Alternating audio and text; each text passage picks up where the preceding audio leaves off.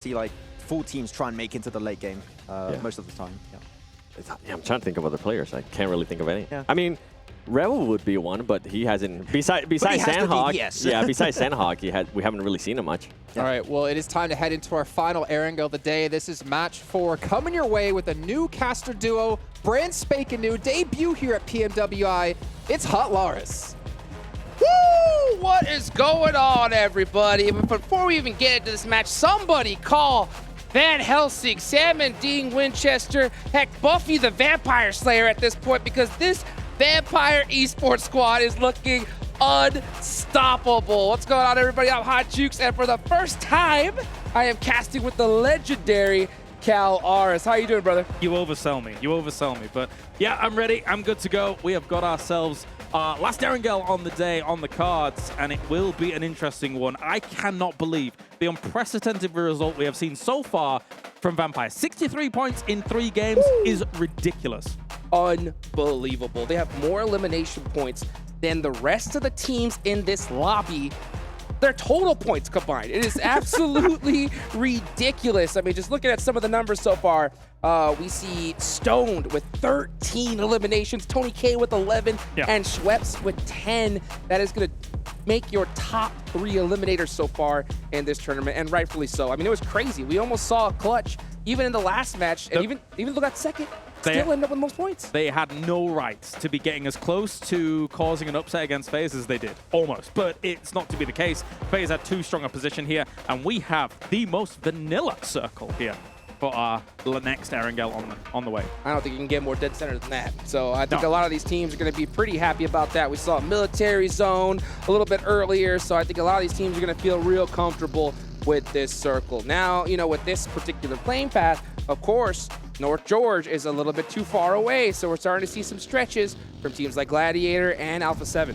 Yeah, it does take a little while to get where you need to go here, but at the moment we've got things going on in-game as well. The 2023 PMWI crate only available from July the 15th to August the 15th, so make sure to get your hands on that. Honestly, I'm all about that M24 skin. It's looking pretty. I'll tell you what, man, whenever I'm having a bad day, suppressed M24 shots. Oh, it's a lovely sound. Oh, yes. This just sets me in the perfect mood for this. And speaking of perfect mood, Bezexis, right, starting to sneak up over here in Novo. They got a little bit of a battle here, and we'll see how they're going to be able to take this fight. You can see them with Peralta up in that front side with the Tommy gun, just trying to catch an angle. And Active on that top side is really going to have to be able to give that intel to the rest of the squad. Let's see now, as we do have Novo being quite the precarious spot to deal with. Obviously, we saw this kind of unfolding in the previous game as well, right? And once you've got this checkpoint position between Novo as well as the bridge, you control a lot of this, unless a team wants to rotate really far around. So the fight eventually will come if Infinity actually, you know, kind of forces the issue here. But Mazexis, yeah, happy to stay still for now. Yeah, they definitely need to put some points on the board. With this zone, they're going to have to get moving pretty quickly here. So anytime you see these kind of engagements, and that's kind of the, you know, the result of having an 18-team lobby. You know, we don't really talk about that a lot, but it definitely changes the dynamic of this tournament. No, definitely. I mean, there's just less room to work with. I mean, especially on Sandhawk, right? That is of extreme change. But now, these teams, there is opportunity on Erangel for actually some kind of wider scrap looting, if you want to. As we take a look in with Gladiators and see what they were up to, they're able to catch R8. Got him. Completely out of guard, as Escalating will go down. Nice little pickup right there. Gladiator could use all the points they can use. They are currently in second place trying to catch Vampire Esports, but man, like we've been talking about all day long, this squad has just been absolutely ridiculous. Now we're starting to see some of that looting here early on, but Alta hasn't moved at all, so he is completely stuck in his position. What do you think his squad's going to have to do to kind of get him out safe? Who are we talking about here, sorry? Yeah, we're going to talk about Peralta there from Mazexis. He is completely stuck. Yeah, so with him where he is, I think he can still chill for a little while here. I don't think there's too much stress as long as you've got the overlook of the high ground on the left, although that has been wrestled away a little bit by Infinity here. So yeah, it's a bit difficult, especially with only a Tommy, as you say. Yeah, so Mazexis is going to have to move the pieces on the chessboard a little bit to try and get Peralta safe here.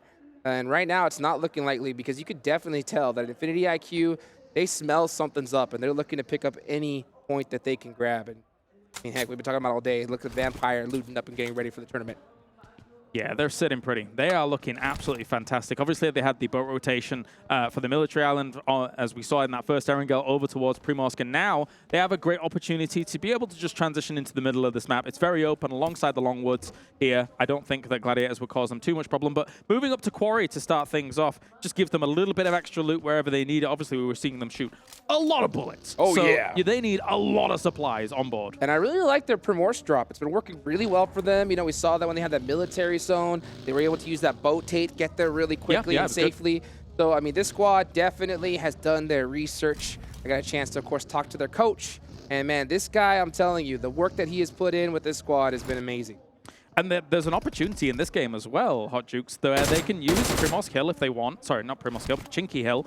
As a checkpoint location, again, it's not bad for this circle. It's not a bad place to stage your campaign from. As we see shots coming in from Infinity to start things off, Mazexis is getting quite aggro on this. I'm kind of surprised. Yeah, I think they just realized that, you know what, Baranto's not going to be able to get out of there without some, without a little taste of action here. So Mazexis full committing here to this fight with Infinity IQ, and I like the fact that they're doing it a little bit quickly because of where this next zone is. They want to finish this fight and get moving, but they just got picked apart. A beautiful angle there from Guiga, just setting up that trap, and man, Mazexis paid for it. Yeah, they were trying to exploit the fact that they saw two people on that north ridge. So moving into the town and trying to kind of divide and conquer the 2-2 was the information that they were working on. Unfortunately, though, Infinity has just responded very, very rapidly themselves. So the attempt to kind of conquer that out has not worked. Yeah, you gotta always check that window. That is one of the only little areas that has a shack right next to that window. Yeah. And man, I mean, Huigo just popped that track perfectly. And you can just see that's gonna be two members of Mazexis now out. They're gonna be running and trying to be able to get some points for the rest of the squads. Looking at the map though, first zone is starting to close. I wonder where we're going to see that next zone pop. I mean, most likely you can see most of the teams already are just centering up, just getting prepared. Gladiators currently sat in a very decent spot at the moment with that second place, getting already one of R8 on the board, and they've got a lot of opportunity to make these rotations, make these moves. They're not the type of team to really kind of sit on that bridge waiting for people to come over from military. They'd much rather either eventually cross them and maybe shoot them from the cars, etc., and things like that. But for the most part, they want to play for position. That's why you can see Kitsune all the way up south of Pachinki, trying to act as that anchor location and then let the rest rendezvous. But they see the cross. I was about to say, speaking of cars, it looked like Gladiators were just searching for some more vehicles here, but instead, they're going to end up finding a fight and some huge shots from McHugh trying to open up Valak here. Is he going to be able to catch him? And he's going to go ahead and, just send it right off the rocks. Hey, that's a safe bet right there. Much easier to be able to fire at a car in front of you than behind you when it comes to these kinds of chases, as you can provide a lot of stability for the shooter as Gladiators. But now, where are we going to go here? I won't be surprised if we see still kind of vanilla circles here for this one, maybe a centering up, etc., because for the most part, all the teams are going to still have decent ways to be able to get to this next circle. Yeah, that's okay. All right. Yeah, nice little hard shift towards the farm side. Completely open right now. So whenever you see that kind of hard shift, you know that that area is going to be nice and free. And you can just see how fast these teams are moving to the next checkpoint. Farm Road, the road north of Farm as well, has a lot of wizard towers, a lot of shacks and things like that. You kind of want to perch up on it because it's a decent high ground to work with. In fact, we're seeing a battle already go on the west side of it, east side of it here. Nades raining down. Aram trying to do a little bit more with this. They have quite a bit of information. A decent spray to start things off, but it's not going to be enough here. Ali actually hitting the car more than anything will not be successful. And that was a huge finish right there for Athlone Esports. They were sitting in 16th place prior to this match. So good move. Nice little squad wipe is definitely going to help their overall mentality going into this match here. Now we're looking at FaZe S2G picking up a very good solid spot just south of school. Now that's going to be on the edge of the zone, but it's going to be pretty secure for the time being as FaZe right now just trying to get some information, figuring out where they're going to go next. It's quite the quandary, this battle here that we're seeing, because it's really not a place of power. It's not a place of priority. So I wouldn't be surprised if both teams try to back off from this. You don't want to be losing out in this location. You need to be kind of scramble for a center location at this point. Especially FaZe. You know, S2G, where they're at, they can definitely rotate up north or south, kind of hug that next circle. Yeah. But by now, you can see almost all the spots have been taken up. Potato Hill is prioritized by Sem9. You have Vampire now coming from Primorsk on that southwestern side, creeping on in. So for the time being, we're seeing quite a few teams make it pretty safely on this next rotation. You can see FaZe. They took off. Yeah, they took off, and they seem to be getting into a good spot as well. Absolutely. Makes sense, all things considered. I thought maybe they would move down towards kind of that Potato Hill area and use that as kind of, again, a checkpoint area to gain some information on the teams ahead of you and then try and move from there. But I liked, you were mentioning Vampire's move. I like that they leapfrog ahead of what we're seeing here from Agon I8 and kind of created a barrier to entry on that south side. If you can do that, that means you're playing with your back completely free.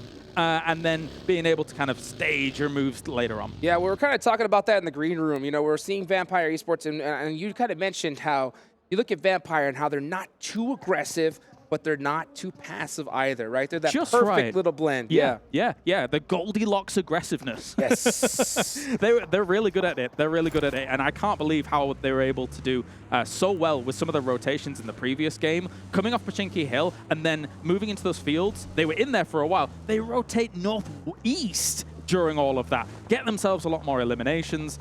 They're a force to be reckoned with, Absolutely. man. The team to watch. I mean, these guys do not do any blind rotations. They always send at least one player or two and just cover each other as they just move up little by little. Next zone does pop.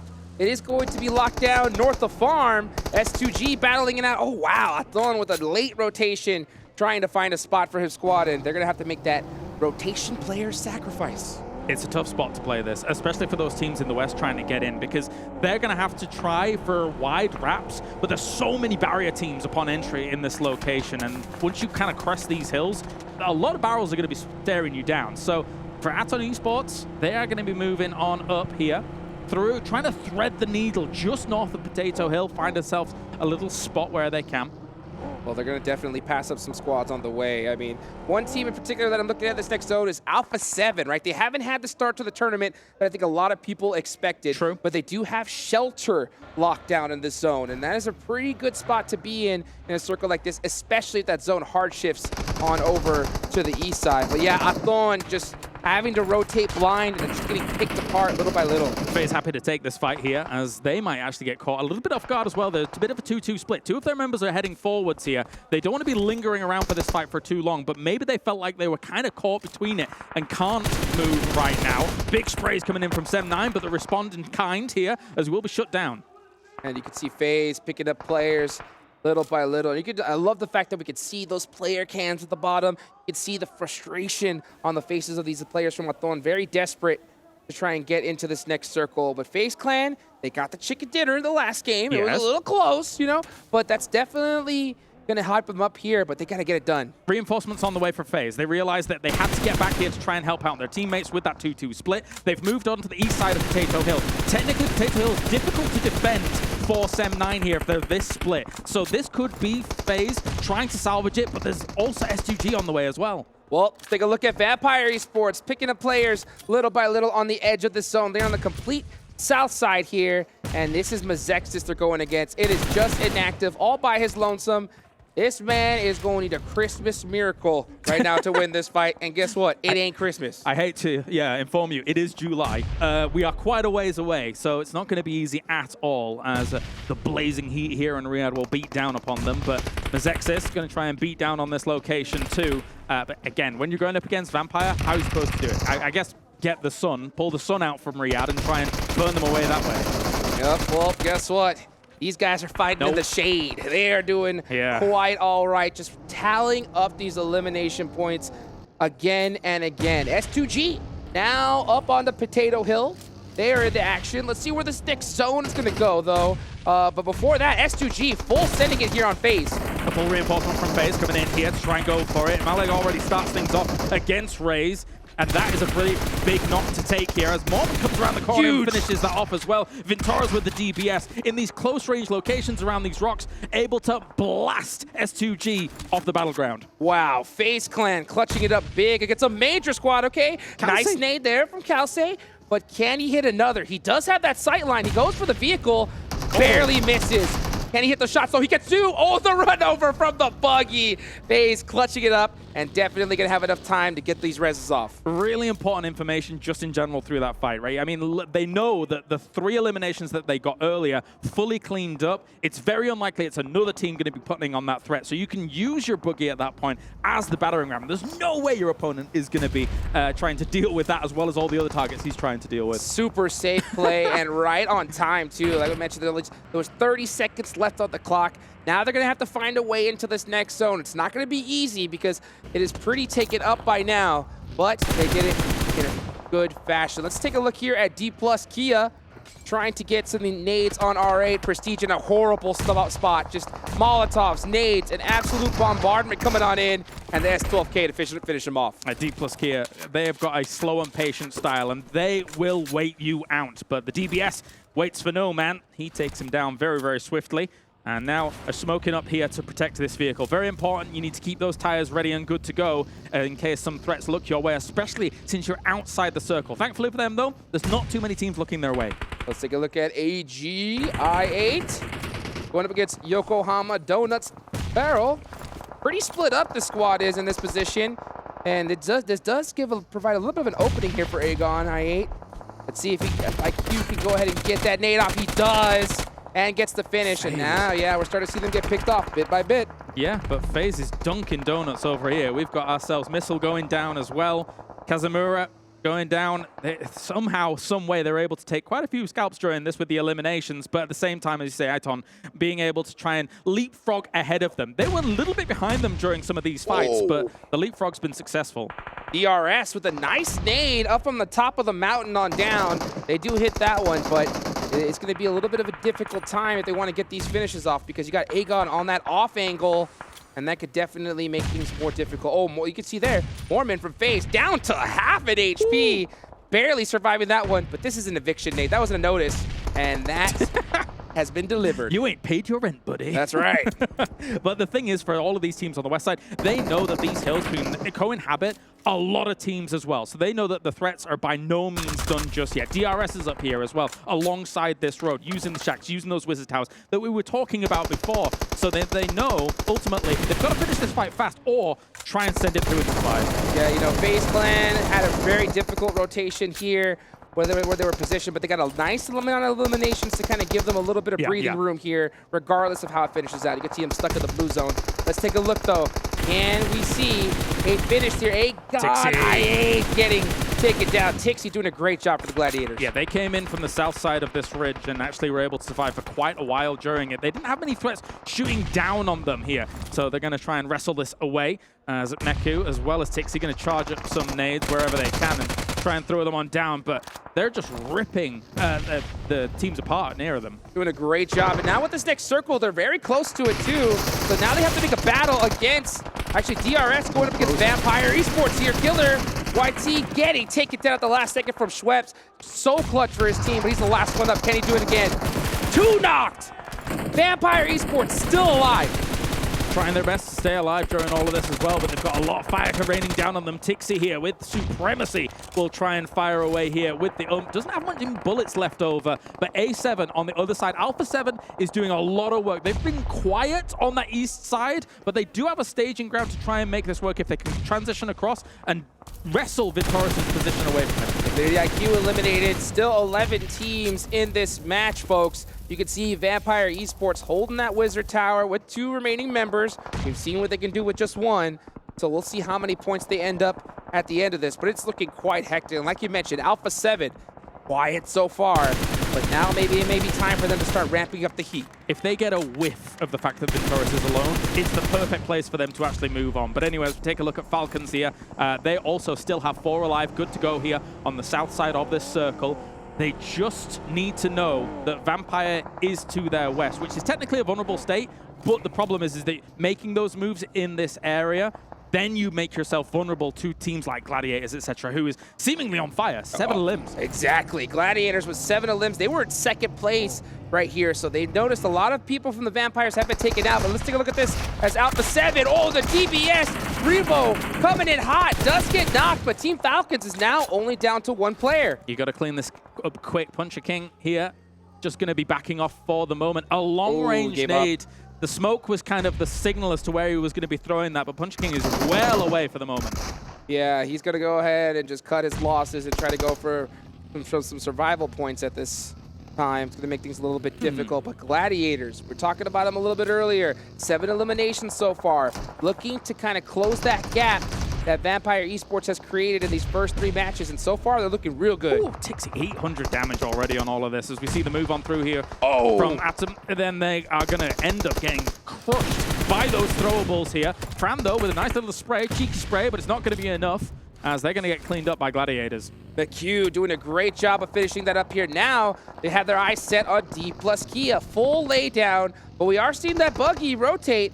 That's just Force trying to get a little bit of information here on Gladiators. But this thick zone, 36 seconds left on the clock. It's going to leave both these teams to breathe just a little bit. This is D plus Kia's MO, man. They're going to be the bird spider. They're going to set the trap and then eventually pounce, you know, okay, spiders don't growl, but you know what I mean. I think this one does, though. You think so? I definitely think they do, because they need to start not just growling, they need to start rolling, because D plus is currently 10th place. That's right. So a nice finish against Gladiators could definitely help them out, but their position they're in is looking really tough. Fabian, it's really up to him.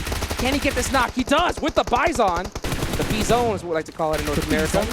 Looking good, and he plays some shots. Gets in a couple ones on Tixi, but Tixi's just too good. I mean, this is what I was talking about, right? Gladiators just did not have the information on where he was. Making the crawl, trying to get something going, as we do have them now also not holding that off, with Ox trying to clean it up, but they're also moving down towards the bottom of Gladiators here in a slight 2-2 split. 2 barriers being set up, but they've lost one now. Woo! Tixi popping Forrest out that buggy so fast. He did not even stand a chance there.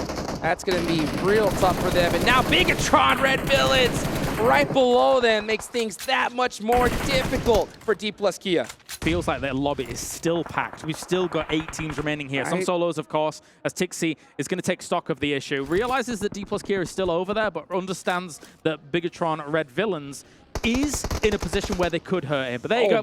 Tixi, with the eyes of a hawk, is able to see him. How many eliminations did he get next to that tree? He was hugging it the whole time and just popping players back and forth. Yeah, 8 eliminations. That is going to hype him and his squad up big time. I'll go ahead and touch that crate, see if there's anything in there. Unfortunately, already taken out. And now they're still in a good spot here. Quite honestly, Gladiators is a team that would see Vampire's previous performances and say, okay, but we can do better. It is difficult to stack up against what Vampires has done, especially since they're still alive, so are now starting to rack up those placement points. But Gladiators will take on the challenge. Well, I'll tell you what, with 12 eliminations, they're doing a heck of a job at challenging that indeed. So that gap is definitely going to get a lot closer after this match. Yeah. I mean, if we have a Tixi supremacy count on the desk when Max is up there, because he absolutely adores him, that would probably hit the 20 mark, I think. Oh, yeah. I can see that happening. I can see that happening here. Let's see if Alpha 7 can get on the board, right? Oh, maybe a good sign. They have 7 eliminations so far, right? And we have 7 on the desk as well. That's 3 7s in a row. That is a lot of 7s. Yes, it is. That's very lucky, in fact, I would say. And right now, they're looking real good. They're going to actually put that up to 9 eliminations. And they have this entire side of the circle. This is where Alpha 7 really drives home. Wide open circles, knowing exactly where they need to go. This is where they're deadly. We could come down to a big showdown here between Bigatron and Alpha 7. With the 4 odds alive on either side here, a big spray comes through. Not able to hit too much through those smokes, but if you can get a tag on someone, then you can start really putting the pressure on through those smokes. I understand why he's going for it. Yeah, and I'll tell you what, don't count out, Gladiators just yet. They still have 3 players. A lot of eyes are on them. You can see Kitsune with a nice little jump shot there to get that confirmed. That's going to be 13 eliminations for them. Stone looking to be number 14, and wow, beautifully done. The only reason I slightly count them out to a degree is because they were sandwiched, but now Bigatron is actually moving a lot of their forces to the east side. This is quite the commitment here. If they're able to kind of catch Alpha 7 off guard, but I don't think they will because of the amount of noise they made with these vehicles. And I'll tell you what, Gladiators is foaming at the mouth right now because if that fight does ensue between Alpha 7 and Bigatron, that is an easy third party and possibly a chicken dinner as well. And smokes are starting to come out here. A lot of open range, not a lot of cover here, but this hill is doing a good job at extending the play. Yeah, absolutely. You're relying on the topography here to kind of keep you instead, as we see a few pot shots coming in from Yuhai from the distance. He's grown up from a boy into a man, as we see him now. Just going to be taking that buggy and moving on away. When you're driving around with a buggy in these locations as well, if you do expose yourself to a spray, you are quite vulnerable. So they've got to be very cautious about that too. Yeah, we just saw what Tixie just did a little bit earlier with one. So, I mean, even though you think you're secure in that buggy, I mean, these guys are laser beams. They'll pop you out in just a second. Next zone does come on up. Alpha 7 does have to push their way on in. And Bigatron may end up getting a little bit closer to them in the process, but we're starting to see some shots go across field. I think Revo is definitely keeping an eye on Gladiators. Yeah, across field shots, it's a very important point that you bring up because when a circle narrows down and bears down like this, it becomes those off angles. It becomes those really long-range shots that matter, where your opponent isn't accounting for those slight angles and slight kind of curves of the hill. So we could see that become very important as still Bigatron slightly separated up. The other two teams here just being clumped down towards the south sides of the circle. Yeah, you can see Genfos was the first person to get in the zone for Bigatron, and they are starting to get those splits. Yeah, look at that. Buggy trying to get some information. Matic giving away his spot to try to get that knock. Doesn't get it for the time being, and now you can see Bigatron Red Villains locked on to his position. Like a homing missile, they're slowly moving down towards the bottom against where Matic is. Matic's looking for an off angle here for Gladiators, as they're trying to control this Wizard Tower, but it only has so much value for so long now, as Kitsune and Texi are going to have to move off, move to the right-hand side here. The smoke, huge nade, cause problems here. They're not able to see when those throwables are coming in, and they're able to clip them with a nade. Alpha 7 completely blind here from this position. Senethexa trying to crawl his way to that tree and get a res. They still have enough cover to do so, and we're going to see, oh, he actually peeked out just a little bit, but barely back in time. Well, it's actually going to be BTR stealing that elimination point. Long-range kill. The long-range elimination here for them to get that secured. But BTR also taking the trades in turn. Matic really turning up the heat now, also from distance. These long-range shots are so crucial in a circle like this. I mean, we're seeing a pure three-way fight here. Each team looking at each one, back and forth. Carrillo has the rock. That's going to be huge. If Nervo just get clipped, his level 2 vest is beat up big time, so he cannot take very many shots. He has to be very careful. Going for the peek around here with the M4. Mafioso now going to throw a grenade over towards Oh Tixie. my gosh! Oh, the DBS! Deceptive amount of range coming in here from Mafioso, able to shred Tixie. And that's 11 eliminations for Alpha 7. Oh, but they're down to just Revo. It is a 1v1, v2, and BTR are looking real good. Yeah, Matic in the distance, looking for any pickups they can try and find here, but they're so far apart. They were Gladiators was banking on the idea of having multiple angles. That means knockdowns are very difficult to be able to resuscitate, as Mafioso should be okay. They should be able to get him. Matic going across, trying to get Kitsune up, and it looks like he might just be able to do so, because Alpha 7 is very distracted here with Yuhai. Yuhai did spot Revo. He's going to get that first aid off real quick. He's trying to play this very careful. If Mafioso has anything, though, it's going to make it very difficult. He's going to explode that buggy. Has to get the reload in time. Yuhai, oh, the nade from Genfos, clutching it up, and Yuhai finishes Alpha 7. Big scalps to take here, but at the same time, that's going to trigger Gladiators to try and make a move. Now, they're at a man disadvantage here from all of this. They've got to play this cautiously and quietly. They're going to try and rely on the idea that they don't know where Kitsune is on that ridge just ahead, but I feel like BTR should be able to figure this one out. Kitsune is really close to that smoke, and a lot of these players that are real paranoid always tend to throw utility near that smoke, assuming a player's there. So Kitsune has to be very, very careful. Yuhai, oh my gosh, almost drove right into a red zone there. And you can just see him going all the way around saying, okay, I'm not doing that again. But that was a landmine. That was absolutely terrifying. So close to utter defeat. A really good connection on that first nade. Kitsune is relocated. The smoke's trying to hide as much of this as possible, but Genfos realizes where Matic kind of is, goes for the throw. That's a great throw, actually. Just barely misses. You hide now, getting back in that buggy, looking for that info, and he does get it. Oh, gets beat up in the process, but a nice little crossfire from his teammates. It's all Bigatron Red Villains finally picking up their first chicken dinner in this tournament. Love the man advantage, the drive-by with the buggy as well. Causes a little bit of commotion, a little bit of chaos there, and they're able to clean that up. I mean, it was a slow campaign up from that northwest side here for Bigatron Red Villains. I keep calling them aliens, man. Yeah. It's all over the place. I'm so used to it for years calling them that. But anyway, yeah, what a win for them. But we're going to say they've finally gone to the dark side here and have become the true villains as they've got their first chicken dinner. But I will say this, right? Talk about point sponges, right? 3 teams got, I think, over double-digit kills. That is insane. Yeah, very impressive stuff here from those teams, especially considering it's not easy terrain to play. You have a lot of teams that can sit in these areas and fire from quite a distance, especially if teams are coming late off places like Potato Hill. But they were able to solidify themselves very nicely with Bigatron.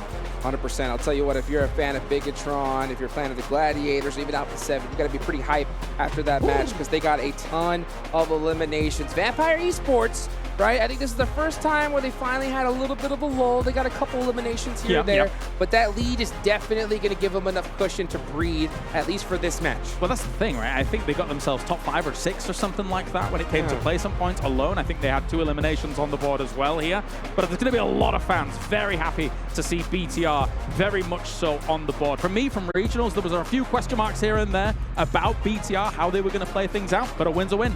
A win is a win. Guys, we got a whole bunch more action for you in just a little bit. Don't go nowhere.